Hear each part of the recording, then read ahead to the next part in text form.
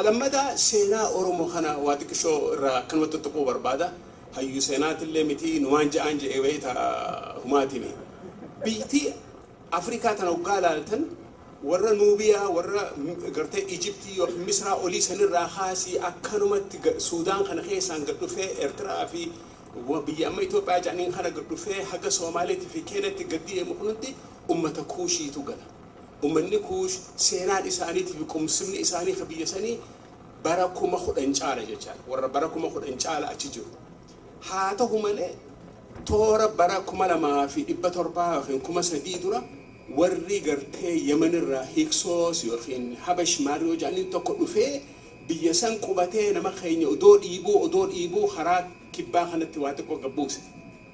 Amma kana maaliif hin ja'a qubsumni Habashaa biyya Itoophiyaa jedhan keessatti yoo akkam guddate 3,000 nummoo 10,000 caala achi jirraa jechaaf.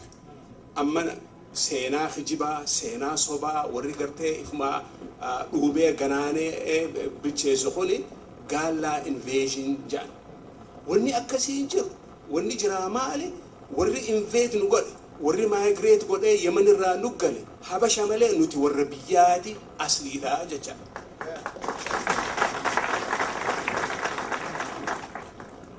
Booda maaliree wanni gartee bardhibbee 16 gaallaa invasion yookiin migration kaja'amu yoo jedhan jettan hamma dura deemee aboo ugaa ofirraa dadhabe ugaa saree afaan fidee ugaa seela hafuu didde afaan garagaltaame ugaa afaan garagaltee ofirraa ariita jecha.